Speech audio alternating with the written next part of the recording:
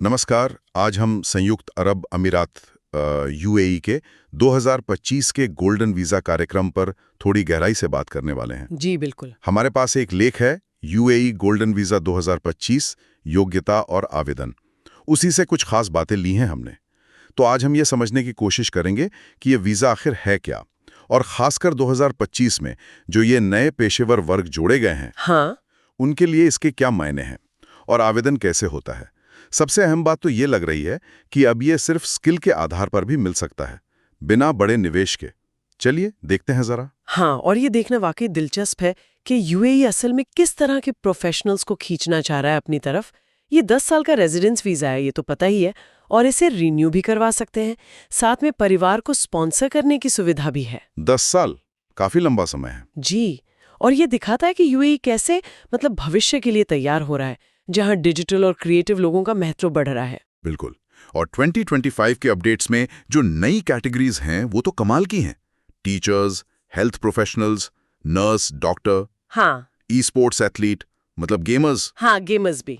Shipping sector के लोग और कंटेंट क्रिएटर्स, यूट्यूबर्स, इन्फ्लुएंसर्स, ये सब। सोचिए। यानी अब सिर्फ डिग्री या भारी भरकम निवेश की जरूरत नहीं, नए जमाने के स्किल्स की भी वैल्यू है। सही कहा। और प्रक्रिया भी थोड़ी सरल हुई है, ऐसा सुनने में आया है। तो फिर योग्यता क्या है, मतलब कौन लोग अप्लाई कर सकते हैं इसके लिए, क्या शर्तें हैं? देखिए, आवेदक जो है वो यूएई में हो या बाहर, वो एक स्किल्ड प्रोफेशनल होना चाहिए। शर्त बस ये है कि सरकार ने जो कैटेगरीज तय की हैं उनमें से किसी एक में वो फिट बैठता हो, और हाँ, कोई क्रिमिनल रिकॉर्ड ना हो। अच्छा। और जो खास बात है वो ये कि कोई मिनिमम सैलरी या टैक्स की शर्त नहीं है। जो जांच होगी वो पूरी तरह से स्किल आधारित होगी। स्किल आधारित। अच्छा, तो इसका मतलब ये हुआ कि कुछ मामलों में शायद अनुभव या पोर्टफोलियो डिग्री से भी ज्यादा जरूरी हो सकता है। हाँ, बिल्कुल हो सकता है। खासकर जैसे आपने कहा, कंटेंट क्रिएटर्स या ई स्पोर्ट्स एथलीट्स, इनके लिए तो उनका काम, उनका प्रदर्शन, उनका अनुभव ज्यादा मायने रखेगा। हर कैटेगरी के लिए अलग अलग क्राइटेरिया हैं। और पैसा कितना लगता है इसमें, खर्चा, ये तो जानना बहुत जरूरी है। हाँ, ये जरूरी सवाल है। तो देखिए, जो मुख्य खर्चा है वो है नॉमिनेशन शुल्क, या जिसे गोल्डन वीजा पैकेज कहते हैं। वो करीब 1 लाख एएडी है। मतलब भारतीय रुपयों में देखें तो लगभग 22-23 लाख। ओह, अच्छा खासा अमाउंट है ये तो। जी, ये एक तरह से आपकी योग्यता साबित करने और प्रोसेस शुरू करने का शुल्क समझ लीजिए। इसके अलावा फिर कुछ हजार दिरहम और लगते हैं छोटे मोटे प्रशासनिक कामों के लिए, जैसे मेडिकल टेस्ट का खर्चा, वो 300 से 700 दिरहम। फिर एमिराट्स आईडी, जो यहाँ का जरूरी पहचान पत्र है, उसका करीब 1070 से 1150 दिरहम। और वीजा स्टैंपिंग यानी पासपोर्ट पर वीजा लगाने का शुल्क, वो करीब 100 दिरहम। ठीक है।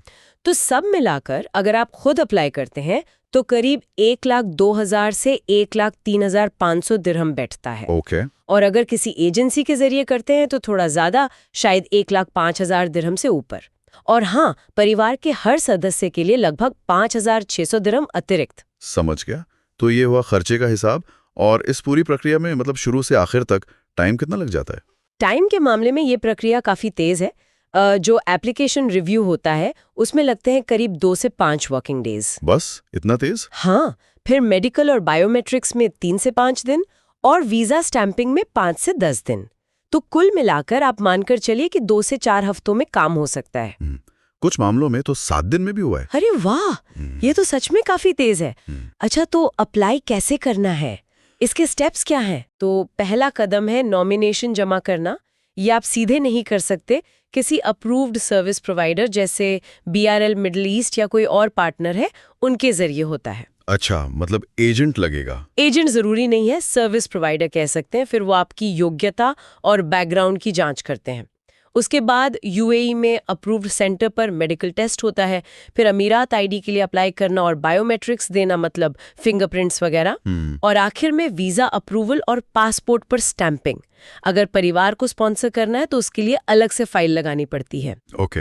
वैसे सारे जरूरी लिंक्स और पोर्टल्स ऑनलाइन मिल जाते हैं, तो अगर कोई चाहे तो बिना एजेंट के भी कोशिश कर सकता है। ठीक है।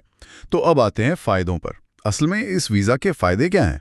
क्यों कोई इसके लिए अप्लाई करे? इसके फायदे तो कई हैं और काफी बड़े हैं। सबसे पहला और सबसे अहम, जैसा मैंने कहा, किसी लोकल स्पॉन्सर या एम्प्लॉयर की जरूरत नहीं। हाँ, ये तो बहुत बड़ी राहत है। बिल्कुल। आपको यूएई में रहने, काम करने, पढ़ाई करने की पूरी आज़ादी मिलती है। आप अपने परिवार मतलब जीवन साथी, बच्चों को और कुछ शर्तों के साथ माता-पिता को भी स्पॉन्सर कर सकते हैं। अच्छा, माता-पिता भी? ये अच्छी बात है। जी। ये मल्टी एंट्री वीज़ा है, मतलब आप आराम से देश से आ जा सकते हैं, कोई रोक-टोक नहीं।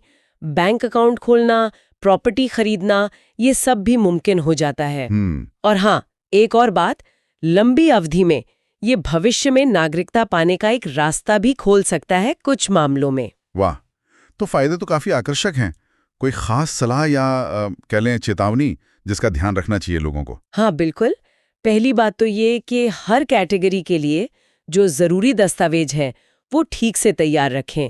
जैसे डिग्री है, एक्सपीरियंस सर्टिफिकेट है, या अगर कंटेंट क्रिएटर हैं तो उनके काम के आंकड़े, उनके मैट्रिक्स वगैरह। सही। दूसरी अहम बात, सोशल मीडिया पर जो नकली एजेंट घूमते हैं उनसे बहुत सावधान रहने की जरूरत है। हाँ, ये आजकल बहुत हो रहा है। जी, हमेशा लाइसेंस वाले एजेंट को ही चुनें, या फिर सबसे अच्छा है कि खुद ही अप्लाई करें। ये पूरी तरह सुरक्षित है। एजेंट बस आपका थोड़ा समय बचा सकता है और कुछ नहीं। ठीक है, ये ध्यान रखने वाली बात है। तो कुल मिलाकर देखें, यूएई का ये जो नया गोल्डन वीजा है, ये स्किल्ड प्रोफेशनल्स के लिए वाकई एक बड़ा दरवाजा खोल रहा है, खासकर उन लोगों के लिए जो वो पारंपरिक निवेश वाले रास्ते पर नहीं जाना चाहते। बिल्कुल सही कहा आपने। ये साफ दिखाता है कि दुनिया भर में देश अब कैसे टैलेंट और नए दौर के जो स्किल्स हैं उनको महत्व दे रहे हैं।